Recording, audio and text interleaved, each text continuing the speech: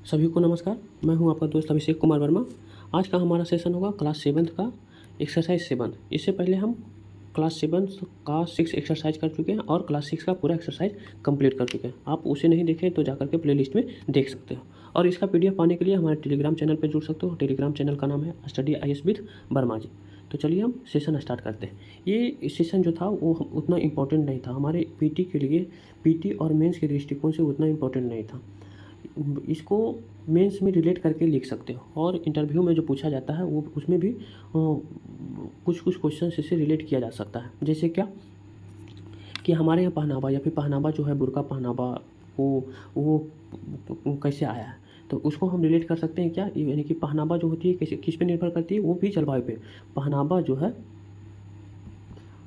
है किस पे निर्भर करती है, जलवायु पे निर्भर करती है। कैसे, अभी ये पूछो कैसे, तो ये क्या है, जैसे दक्षिण भारत में जो क्या है, दक्षिण भारत में लोग जो है क्या पहनते हैं, वो लुंगी पहनते हैं। क्यों? क्योंकि वहाँ जो बारिश, वहाँ क्या है, बारिश अधिक होती है। तो बारिश अधिक होती है तो क्या चलने में, यानी कि जो गांव के लोग होते हैं उनको चलने में सुविधा हो, तो क्या वहाँ के लोग लुंगी पहनते हैं। और दूसरी बात क्या है, यानी कि बुर्का जो है वो क्या है, बुर्का जो है यहाँ हमारा कल्चर नहीं है, यानी कि इंडिया का कल्चर नहीं, ये कहाँ है, अरब देश का कल्चर है। क्यों वहाँ क्यों पहनते हैं? क्योंकि वहाँ जो है धूलकण अधिक होता है, तो धूलकण से बचने के लिए, और गर्मी अधिक होती है, तो धूलकण से और धूलकण से बचने के लिए क्या, उनका जो पूरा चेहरा क्या रहता है, ढका हुआ रहता है और फैला हुआ है कि हवादार होता है। और दूसरी ओर क्या होते हैं, लंबे लंबे होते हैं, मतलब कि क्या होता है, तो पसीना पोंछने के लिए भी वो क्या काम आ सकता है। तो कि जो पहनावा था वो क्या किस पे निर्भर किया, वो जलवायु पे निर्भर किया। और दूसरी बात क्या, आवास स्थान भी किस पे निर्भर करता है, वो भी जलवायु पे निर्भर करता है। जैसे क्या, जहाँ पे अच्छी जलवायु होगा, जल की उपलब्धता होगा, उपयुक्त भूमि यानी कि अच्छे तरह की भूमि होगी जहाँ पे कृषि अच्छी तरह से किया जाएगा, तो वहाँ क्या बसाव अच्छी होगी। ठीक, इसी के बारे में हम लोगों को आज पढ़ना है। ठीक, तो एक्सरसाइज का नाम है मानवीय पर्यावरण, बस्तियाँ, परिवहन एवं संचार के बारे में पढ़ना। ठीक, वे स्थान जहाँ भवन अथवा बस्तियाँ विकसित होती है उसे क्या बोलते हैं, बसाव स्थान। ठीक, उसे बसाव स्थान, जहाँ पे लोग रहते हैं, निवास करते हैं, बस्तियाँ बनाते हैं, उसी को क्या बोलते हैं, बसाव स्थान। अब आदर्श बसाव किस पे निर्भर करता है, प्राकृतिक दशाएं पे निर्भर करता है। जब प्राकृतिक दशाएं अच्छी नहीं होगी तब क्या होगा, आदर्श बसाव उतना नहीं होगा। जैसे क्या, उसमें क्या क्या होना चाहिए, अनुकूल जलवायु होना चाहिए। अनुकूल जलवायु नहीं रहेगा तो क्या होगा, वहाँ पे आदर्श बसाव नहीं होगा। जल की उपलब्धता होना चाहिए, उपयुक्त भूमि होनी चाहिए, उपजाऊ मिट्टी होनी चाहिए। अगर जो अनुकूल जलवायु नहीं रहेगा तब क्या होगा वहाँ पे, जैसे मान लीजिए कि थार रेगिस्तान में, तो थार रेगिस्तान में बोलेगा कि क्या, लोगों को जाकर के निवास करने के लिए, तो थार रेगिस्तान में क्या क्या वहाँ अधिक गर्मी पड़ती है, यानी कि अनुकूल जलवायु नहीं है, वहाँ जल की उपलब्धता नहीं है, तो वहाँ एक तो अधिक गर्मी पड़ेगा, अधिक गर्मी पड़ता है, ऊपर से जल की मात्रा कम, यानी कि जल नहीं है, तब क्या,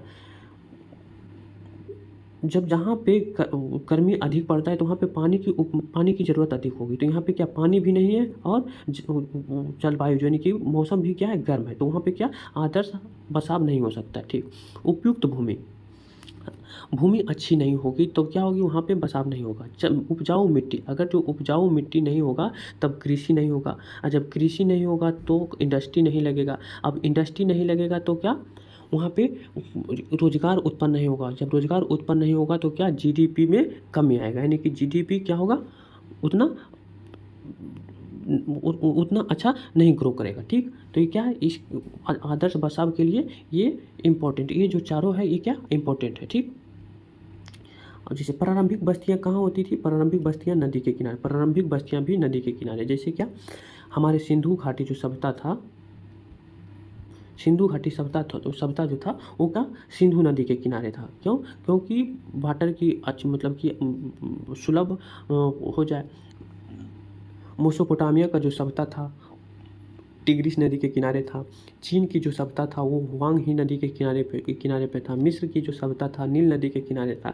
तो जितने भी सभ्यता, हमारे प्राचीन जो सभ्यता था, विश्व की प्राचीन जो सभ्यताएं थे वो कहाँ पे थी स्थित, वो भी नदी के किनारे थी। तो आज भी क्या है, इसके लिए अनुकूल ये आदर्श बसाव के लिए ये क्या है, बहुत इम्पोर्टेंट है।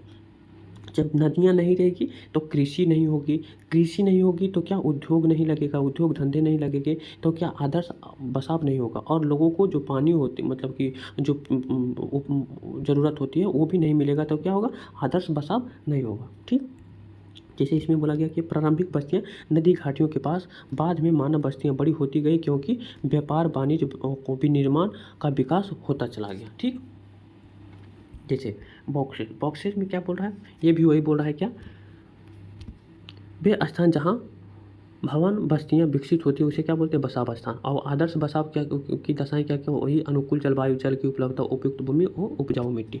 बस्तियाँ दो प्रकार की होती है, एक अस्थायी बस्तियाँ होती है, एक अस्थायी। अस्थायी बस्तियाँ क्या होती है, जहाँ पे लोग अस्थायी तौर पे जीवन व्यतीत नहीं करते हैं, कुछ दिन वहाँ पे रहते हैं, उसके बाद फिर क्या करते हैं, वहाँ से वो उस जगह को छोड़ करके चले जाते हैं, उसे क्या अस्थायी बस्तियाँ बोलते हैं। पहले ये बहुत प्रचलित था, अस्थायी बस्तियाँ जो पहले बहुत, अभी भी क्या है, जो गढ़वाल जो जाति होते हैं, जो भेड़िया चलाते हैं, वो कश्मीर के लोग क्या करते हैं, गर्मी के दिनों में कहाँ चले जाते हैं, हिमालय पे चले जाते हैं, और फिर वो जैसे ही ठंडा स्टार्ट होता है तो क्या होता है, नीचे चले जाते हैं और चले जाते हैं, फिर गर्मी स्टार्ट होता है तो क्या, वहाँ घास का मैदान बन जाता है, यानी कि बर्फ़ जो छादित रहता है वो क्या होता है, खत्म हो जाता है, तो फिर क्या चले जाते हैं, ऊपर में हिमालय पे चले जाते हैं। तो ये क्या है, अस्थायी बसाव का उदाहरण है। ठीक, अस्थायी स्थान या फिर अस्थायी बस्तियाँ कैसी होती है, ग्रामीण होता है, शहरी होता है, दो प्रकार की होती है, ग्रामीण व शहरी। और ये क्या होता है, ये सघन होते हैं। ये ग्रामीण और शहरी, ये ग्रामीण जो होती बस्तियाँ किस पे निर्भर करती है, वो क्या करती है, कृषि, मत्स्य पालन, वानिकी, दस्तकारी और पशुपालन करती है। ठीक, और और इसमें क्या होती है, ये बस्तियाँ क्या होगी, सघन और प्राकीर्ण। सघन बस्तियाँ कैसी होगी, जहाँ पे अच्छी मिट्टी होगी, अच्छी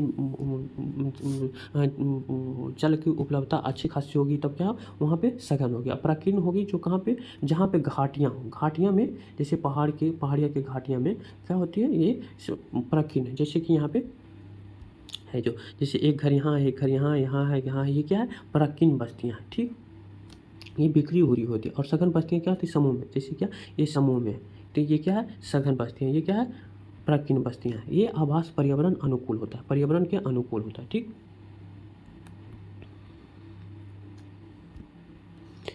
सघन बस्तियाँ उद्योग, व्यापार, सेवा, कार्य क्षेत्र, ये क्या, शहरी जो बस्तियाँ होती है क्या होती है, सघन होती है। क्या ये क्या क्या कार्य करते हैं, उद्योग में लगे रहते हैं, व्यापार में, सेवा कार्य में, ये सब लगे रहते हैं। ठीक,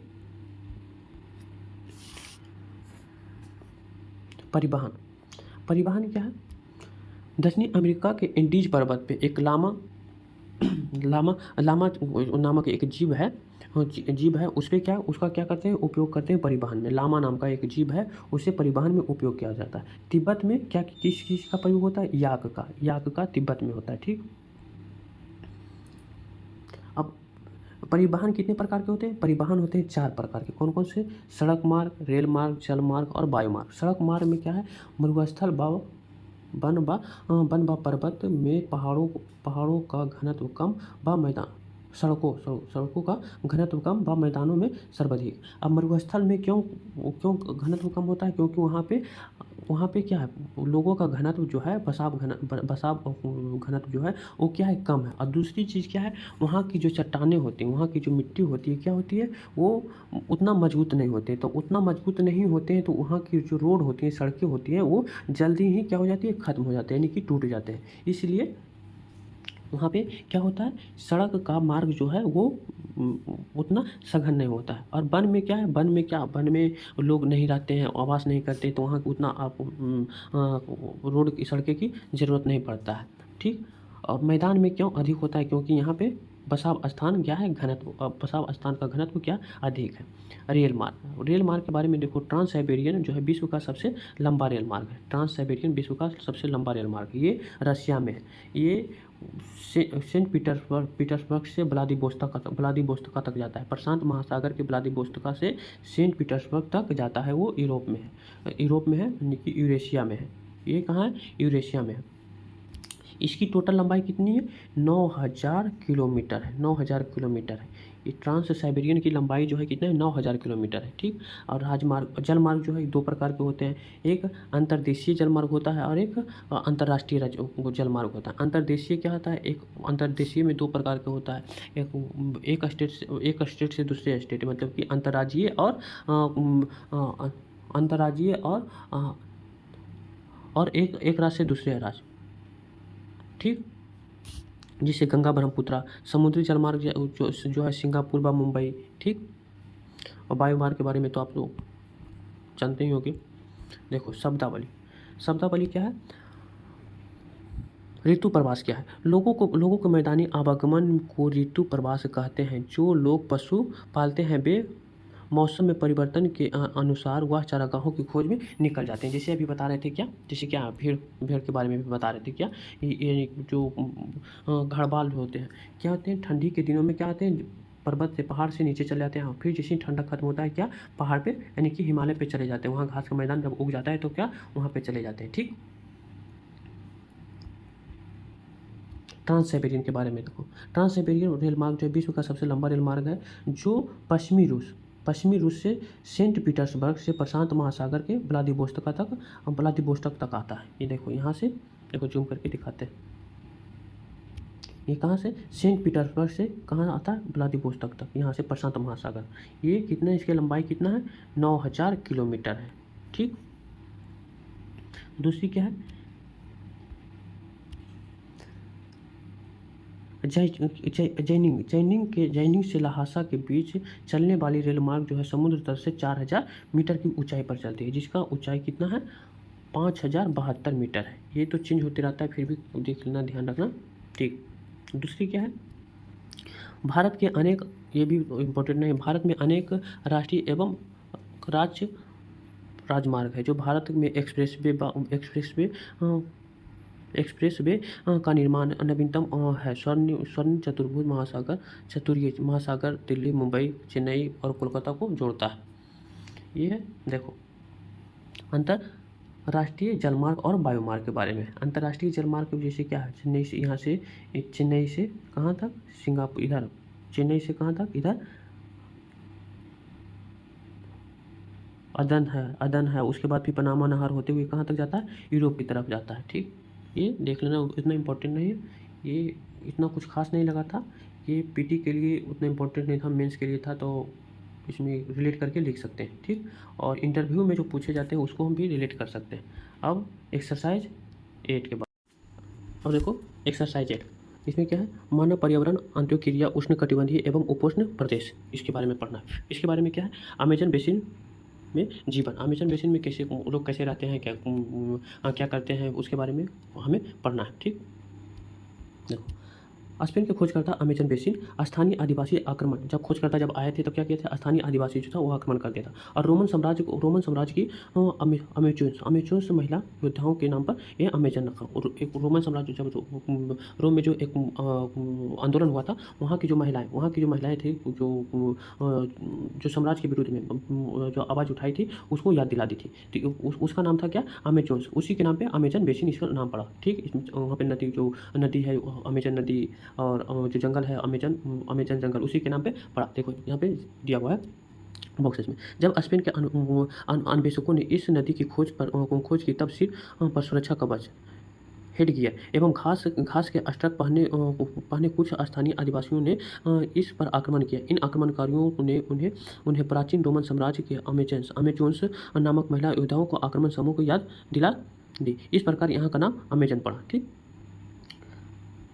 अब अमेजन के बारे में, अमेजन नदी विश्व की सबसे बड़ी नदी बेसिन है, अथवा जलग्रहण के आधार पर क्या विश्व की सबसे बड़ी नदी है। अब देखो अमेजन के बारे में कुछ जानकारी, जैसे अमेजन के बारे में पढ़ना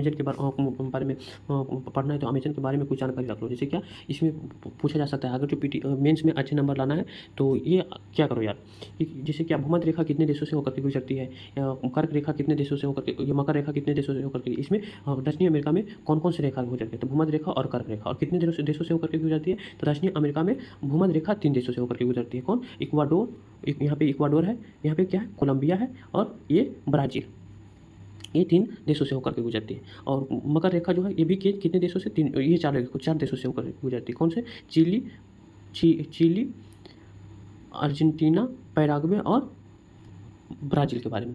ब्राज़ील से होकर के गुजरती है। अगर जो मेंस में अच्छी नंबर लाना है, जैसे अमेज़न बेसिन के बारे में पूछा गया है या फिर अमेज़न के बारे में या फिर दक्षिण अमेरिका के बारे में पूछा गया है, तो ये सब ज़रूरी है, ये सब लिखना ही होगा, तो ही अच्छे नंबर मिल सकता है। और दूसरी बात और कि इसके बारे में कुछ और रिसर्च किया करो। क्या किया? जो ब्राज़ील है, ब्राज़ील का क्या खासियत है? ये क्या है? विश्व की सबसे अधिक कहवा उत्पादन क्षेत्र कहाँ है? मतलब कि उत्पादन कहाँ होता है? ब्राज़ील में होता है। ठीक, अब देखो, अमेजन नदी पश्चिम के पर्वतों से निकल कर के अंटार्कटिक महासागर में गिरती है। कहाँ से निकलती है? पश्चिम से निकल के कहाँ करके गिरती है? अंटार्कटिक महासागर में आकर के गिरती है। ठीक, अमेजन बेसिन इक्वाडोर, पेरू, कौन अमेजन नदी की जो अफवाह तंत्र है कहाँ फैला है? ये Ecuador, Peru, Colombia, Brazil, Bolivia और वेनेजुएला, इतना देशों में इसका अफवाह तंत्र है। तो ये सब जानकारी अनिवार्य है। देखो, सहायक नदियाँ क्या होती है? सहायक नदियाँ एक छोटी नदियाँ होती है जो मुख्य नदी में आकर के मिलती है। मुख्य नदी अपनी सहायक नदियों के साथ जिस क्षेत्र में पानी को बहा कर ले जाती है उसे क्या बोलते हैं? बेसिन। ठीक, जलग्रहण क्षेत्र उसे बेसिन या जलग्रहण क्षेत्र कहा जाता है। अमेजन विश्व की सबसे बड़ी बेसिन नदी है। ठीक है, नदी बेसिन है। अमेजन नदी विश्व की सबसे बड़ी बेसिन नदी है। और सहायक नदी क्या है? जैसे क्या है, ये मेन नदी है। इसमें से आकर के ये क्या है? मान लीजिए गंगा नदी है। क्या इसमें आकर के क्या छोटी छोटी आकर के नदियाँ मिलती है? इसी को क्या बोलते हैं? इसको बोलते हैं सहायक नदियाँ। और ये जो है क्या है? अफवाह तंत्र है। ये जो एरिया हो गया, ये क्या हो गया? अफवाह तंत्र हो गया। ठीक, जलवायु है कि कैसी होगी? भूमध्य रेखीय जलवायु गर्म होगी, बनम होगी, अति आर्द्र होगी। आर्द्र क्या रहेगी? अति आर्द्र रहेगी। क्यों? क्योंकि भूमध्य रेखीय यहाँ पे क्या होगी? हर एक दिन 2 बजे 2 PM में बारिश होगी। ठीक, प्रतिदिन वर्षा व उच्च तापमान उच्च रहेगा। वर्षा क्या होगी? प्रतिदिन 2 बजे होगी PM में। ठीक, वनस्पति कैसी रहेगी? वनस्पति भूमध्य रेखीय वर्षावन, लंबा तना, घना वितरण, चौड़ी पत्तियाँ, जड़ें कम गहरी। ये हम पिछले क्लास में हम पढ़ चुके हैं। इसके बारे में नहीं देखे हैं तो जाकर के देख लो। वनस्पति भूमध्य रेखीय वनस्पति कैसी होती है, क्यों होती है, इसकी लंबे तना, घना वितरण क्यों है, चौड़ी पत्तियाँ क्यों है, इसके बारे में हम लोग कल पढ़ चुके हैं। ठीक,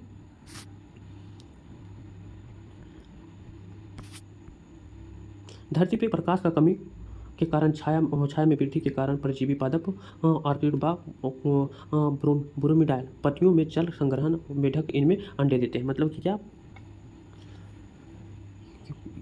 प्रकाश की कमी होती है तब क्या होता है? यहाँ पे छाया पड़ा रहता है। ठीक, तो परजीवी जो पादप होते हैं क्या? ऑर्किड व ब्रोमीडाइल पत्तियों में जल संरक्षण से क्या होता है? मेढक इनमें रहते हैं और क्या करते हैं? अंडे देते हैं। ठीक, जैसे क्या? जीव जंतु कैसे किस तरह से होंगे? गुंजन पक्षी होगी, टैपिर बंदर होगा, अस्ट्रॉथ होगा, सांप होगा,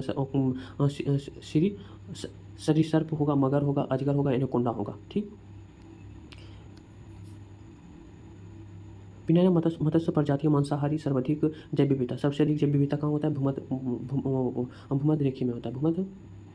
मतलब भूमध्य रेखा के आसपास होता है सबसे अधिक जैव विविधता। यहाँ क्या होगा? मत्स्य पालन होता है, मांसाहारी होता है। ठीक है,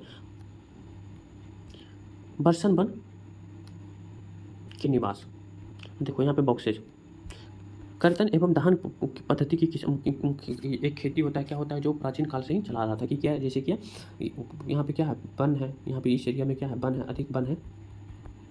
लोग यहाँ पे आए, इसको क्या किए? पहले आग लगा दी तो क्या हो गया? ये जल गया। जब जल गया तो ये क्या हो गया? खेत जो हो गया वो साफ हो गया। जब साफ हो गया तब क्या? इसको फिर से जुताई करके यहाँ पे क्या किए? खेती की 2-4 साल खेती की। जब फिर ये अनउर्वर हो गया तो फिर इसको छोड़ करके फिर कहाँ पे चले गए? दूसरे एरिया में। और दूसरी एरिया में फिर क्या लगा दिए? आग लगा दिए। यहाँ पे फिर इसको जुताई करके खेती करने लगे। उसके बाद फिर ये फिर 2-4 साल के बाद बंजर होने के बाद फिर क्या? दूसरी एरिया। इसी तरह से जो चलते रहता था। इसी को क्या बोलते हैं? कर्तन या दहन पद्धति की खेती। इसमें क्या होता है कि किसान पहले वृक्षों व झाड़ियों को काटकर भूमि साफ करते हैं और फिर उन्हें जलाया जाता है। फिर जिससे पोषक तत्व मिट्टी में मिल जाते हैं। इस साफ भूमि पर कुछ वर्षों तक फसल पैदा की जाती है।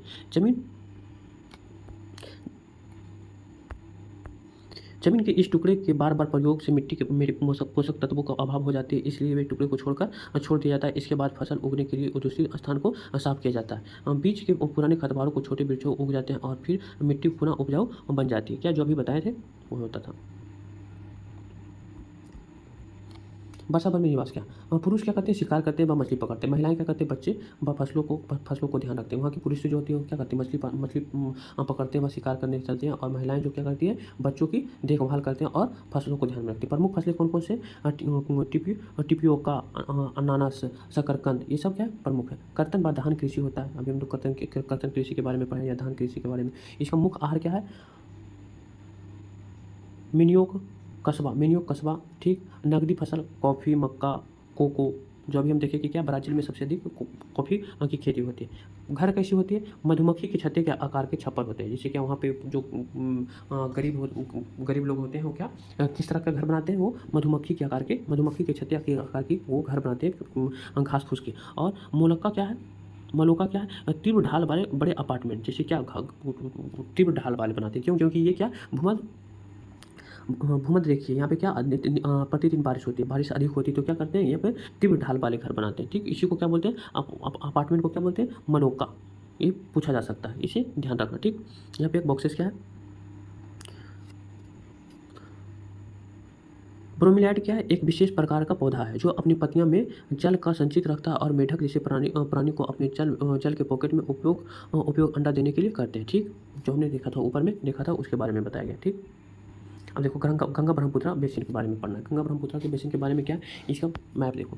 हाँ, एक चीज़ इसका होमवर्क ये रहा कि गंगा ब्रह्मपुत्र की क्या है, कितनी सहायक नदियाँ हैं, कौन कौन सी सहायक नदियाँ हैं, उसके बारे में आप पहले क्या मैप बनाओ, ड्रॉ करो, भारत की नॉर्थन भाग को मैप बनाओ, और उसमें गंगा ब्रह्मपुत्र की जितनी भी सहायक नदियाँ हैं उसके बारे में लिखो, ठीक। देखो गंगा ब्रह्मपुत्र की कितनी, ये क्या है, 10 से 30 डिग्री उत्तरी अक्षांश के मध्य में पाया जाता है। क्या 10 से 30 डिग्री उत्तरी अक्षांश में ये पाया जाता है, मतलब कि है, ठीक। अब देखो इसका क्या क्या है, इसमें देखो ये क्या है, यानी कि ये एरिया जो होगा क्या होगा, अधिक सघन वाला एरिया होगा। क्यों, क्योंकि क्या ये यहाँ पे अनुकूल वातावरण भी है, और प्लस की जल की उपलब्धता है, अच्छी खासी मिट्टी जो मिट्टी है जो उपजाऊ है, तो यहाँ क्या होगा, सबसे अधिक घनत्व रहेगा, यानी कि जनसंख्या का घनत्व सबसे अधिक होगा भारत में। क्या है भी, जैसे क्या उत्तर प्रदेश में 20 से 25 करोड़ के आसपास, यानी कि 20 करोड़ तो था 2011 की जनगणना के अनुसार, अभी 25 करोड़ के आसपास चला गया होगा। 12 करोड़ के आसपास बिहार में है। इसका जनसंख्या क्या है, घनत्व अधिक है, जनसंख्या घनत्व अधिक है। क्यों, क्योंकि क्या यहाँ पे अनुकूल वातावरण भी है, और पानी की उपलब्धता भी है, और मिट्टी की उर्वरक मिट्टी भी है। इसीलिए भी, मतलब कि ये सब सारा थे, इसीलिए तो सबसे पहले अंग्रेज यहाँ पे आए थे। क्या विश्व की सबसे अधिक उपजाऊ जमीन था, उपजाऊ में से था, इसलिए यहाँ पे आकर के क्या अपना अड्डा डाले थे, और यहाँ से फिर क्या क्या शासन अपना, मतलब कि साम्राज्य को विस्तार किया। अब इसके बारे में पूछा जा सकता है क्या, मतलब कि पूछा जा सकता है क्या, ये जैसे गंगा, ये पश्चिम बंगाल हो गया, और ये हो गया असम, ये दोनों क्या, ये दोनों की ये हम, मतलब कि अक्षांश लगभग तो ये अक्षांश तो अंतर हो गया। इसका क्या है, मतलब कि दोनों उपजाऊ भूमि है। यहाँ पे टाइगर पाए जाते हैं, यहाँ पे एक सींग वाला गेंडा पाया जाता है। यहाँ पे कुछ अलग चीज़ की खेती होती है, यहाँ पे अलग चीज़ की खेती होती है। ऐसा क्यों, तो ऐसा क्यों, ये अक्षांश पे निर्भर करता है, ठीक।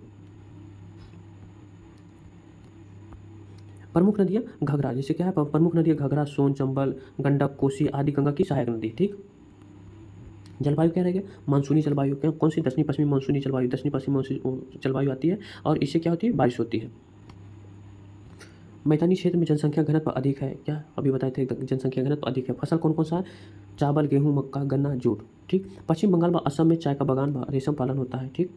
उष्णकटिबंधीय पर्णपाती वनस्पति पाया जाता है, साल, सागवान, पीपल आदि पाया जाता है। ब्रह्मपुत्र में मैदानी क्षेत्र में बांस व डेल्टा क्षेत्र अधिक है। डेल्टा क्षेत्र किसे बोलते हैं, डेल्टा क्षेत्र जो क्या है, नदियाँ आती है और समुद्र में मिलने से पहले, यानी कि बहुत अनेक वितरिकाओं में बन जाती है, बढ़ जाती है, और अपने साथ जो गाद लाती है, और समुद्र के किनारे क्या करती है, यानी कि जो मिट्टी का निक्षेपण करती है, या फिर नदी में भी करती है, उसी को क्या बोलते हैं, डेल्टा बोलते हैं, ठीक। तो क्या उष्णकटिबंधीय पर्णपाती वनस्पति, साल, सागवान, पीपल आदि पाए जाते हैं। ब्रह्मपुत्र में मैदानी क्षेत्र में बांस व डेल्टा क्षेत्र में मैंग्रोव। हाँ, एक चीज़ पूछा जा सकता है कि क्या, जैसे दे देगा ऑप्शन, जैसे क्या मैंग्रोव वन कहाँ कहाँ पाया जाता है, जैसे क्या दे देगा, क्या पश्चिमी तट पे, पूर्वी तट पे, या फिर दे देगा राज्य में, जैसे क्या केरल में, अंडमान निकोबार में, पश्चिम बंगाल में, असम में। तो क्या हो जाएगा, ये क्या मैक्रोबन कहाँ पाया जाता है, पिछले क्लास में हम लोग पढ़े थे, हम लोग पढ़े थे मैक्रोबन कहाँ पाया जाता है, तटीय क्षेत्रों में पाया जाता है। तो तटीय क्षेत्र कौन कौन सा हो गया, केरल हो गया तटीय क्षेत्र, पश्चिम बंगाल हो गया तटीय क्षेत्र, अंडमान निकोबार हो गया तटीय क्षेत्र। ये असम जो हो गया वो क्या है, तटीय क्षेत्र नहीं है। तो क्या हो जाएगा ऑप्शन असम को टिक कर लेंगे। ठीक, तो ये ध्यान रखना। देखो बॉक्स, जनसंख्या घनत्व का अर्थ होता है 1 किलोमीटर क्षेत्र में रहने वाली लोगों की संख्या। उदाहरण अर्थात उत्तराखंड में जनसंख्या घनत्व 189 है, जबकि पश्चिम बंगाल में 1029 तथा बिहार में 1102 है। सबसे अधिक जनसंख्या घनत्व कहाँ है, बिहार में 1102 है। ठीक, और सबसे कम कहाँ है, 189 है, कहाँ, उत्तराखंड में। उत्तराखंड से भी ज़्यादा, उत्तराखंड से भी कम होगा सिक्किम में शायद, या उत्तराखंड में, ध्यान नहीं आ रहा है, देख लेना।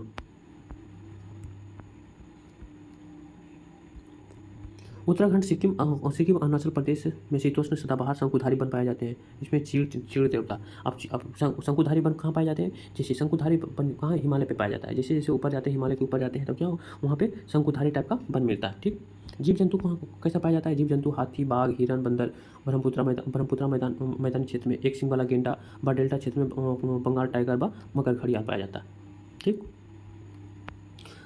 मत्स्य प्रजातियाँ, रोहू, कतला, फिलसा, गंगा ब्रह्मपुत्र नदी, आलबन जल। गंगा ब्रह्मपुत्र नदी क्या है, आलबन जल है। मत्स्य पालन में कौन कौन सा होता है, प्रजाति में रोहू, कतला और हिल्सा। और गंगा ब्रह्मपुत्र क्या, आलबन जल है। डॉल्फिन, आंधी डॉल्फिन, ये इसे सुसु बोला जाता है, आंधी डॉल्फिन इसे बोला जाता है। क्यों, आंधी डॉल्फिन, ये हाँ, ये क्वेश्चन पूछा जा सकता है, मतलब पूछ सकते हो कि क्या, जब आंधी होती है तो ये क्या चलती कैसे, तो इसके पास क्या है, एक तरंगधैर्य होता है, तरंगधैर्य के माध्यम से चलता है। अपने पहले को क्या करती है, रेत छोड़ती है, उसी के माध्यम से ये डॉल्फिन चलती है। ठीक, जल की शुद्धता की जानकारी, मतलब कि डॉल्फिन जो है क्या है, जल की शुद्धता को जानकारी देती है, या जल को साफ, मतलब कि गंगा नदी को साफ करने का मतलब कि उसको क्या बोल सकते हैं, हाँ, गंगा नदी को साफ करने वाले बोल सकते हो कि क्या है, उसे डॉल्फिन को बोला जाता है। कि पहाड़ी व ढलानी क्षेत्र में वेदिका कृषि होती है। वेदिका कृषि क्या किसे बोलते हैं, तो वेदिका कृषि के बारे में क्वेश्चन पूछा गया, 2013 में क्वेश्चन पूछा गया था वेदिका कृषि के बारे में। वेदिका कृषि क्या होता है, ये सीढ़ीनुमा खेती होता है। क्या, जैसे पहाड़ी एरिया में होता है, और ये जैसे मान लीजिए क्या है, ये पहाड़ है।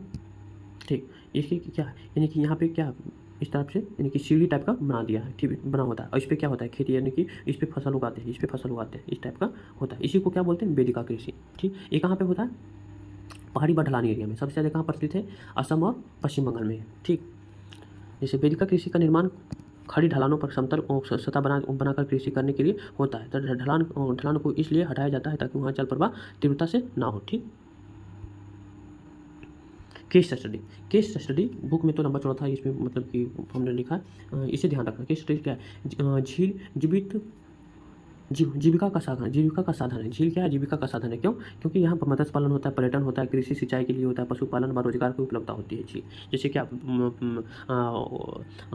डैम को पहले भारत का मंदिर, जवाहरलाल नेहरू ने भारत का मंदिर कहा था। क्यों, क्योंकि मल्टीपर्पज़ के लिए। तो इसीलिए झील भी क्या है, ये जीविका का साधन है, क्योंकि यहाँ पे मत्स्य पालन होता है, पर्यटन का भी बढ़ावा मिलता है, कृषि सिंचाई में उपयोग होता है, पशुपालन में होता है, रोजगार का बढ़ावा होता है। पर्यटन क्षेत्र इस एरिया में बहुत अधिक है। जैसे धार्मिक पर्यटन क्षेत्र जैसे इलाहाबाद, वाराणसी, बिहार का बौद्ध स्तूप, असम में क्या है, काजीरंगा व मानस, अरुणाचल प्रदेश में क्या है, विशिष्ट जनजातीय संस्कृति पाया जाता है। ठीक, ये देखो वेदिका कृषि का फिगर है, एनसीईआरटी में दिया हुआ है। बॉक्सेस देखो, गंगा नदी के संरक्षण के लिए नमामि गंगे कार्यक्रम स्टार्ट किया गया है। ये पता करना कि कब से नमामि गंगे कब से स्टार्ट किया गया है और इसका क्या खासियत है। ठीक, और दूसरी बॉक्सेज में क्या है, सार्वभौमिक स्वच्छता कवरेज प्राप्त करने के लिए स्वच्छता पर ध्यान केंद्रित करने का प्रयास में तेजी से लाने के लिए भारत के प्रधानमंत्री 2 अक्टूबर 2014 को स्वच्छ भारत मिशन ने शुभारंभ किया था। ठीक, अब ये क्या देखो, गंगा नदी का डॉल्फिन जो था, गंगा एवं ब्रह्मपुत्र में अलबन जल के एक प्रकार की डॉल्फिन पाई जाती है, जिसे स्थानीय भाषा में सुसु अथवा आंधी डॉल्फिन बोला जाता है। सुसु की उपस्थिति से जल की शुद्धता का पता चलता है, कि जहाँ पे डॉल्फिन की मतलब कि कितना है उससे पता चलता है। ठीक, रसायन की अत्यधिक मात्रा में गैर औपचारिक औद्योगिक एवं शारीरिक गंदगी को इन प्रजातियों को नष्ट कर दिया। इसकी नष्ट कैसे हो रही है, कि ये विलुप्त कैसे हो रही है, ये यहाँ पे अधिक मात्रा में रासायनिक तत्वों को छोड़ा जा रहा है। इससे क्या हो रहा है, इनकी जो ये विलुप्त के कगार पे होते जा रहा है। ठीक, हमारा एक्सरसाइज जो है वो खत्म हो गया, समाप्त हो गया। आई होप इसे इंजॉय करके पढ़े होंगे। जो भी सब चीज़ समझ में नहीं होगा तो कमेंट में कर सकते हो, कमेंट में ज़रूर इसे अगले सेशन में बताने का कोशिश करेंगे। और इसका पीडीएफ पाने के लिए टेलीग्राम चैनल पे ज़रूर जुड़ें, ठीक। चैनल को सब्सक्राइब एंड वीडियो को लाइक ज़रूर करें। Thank you very much.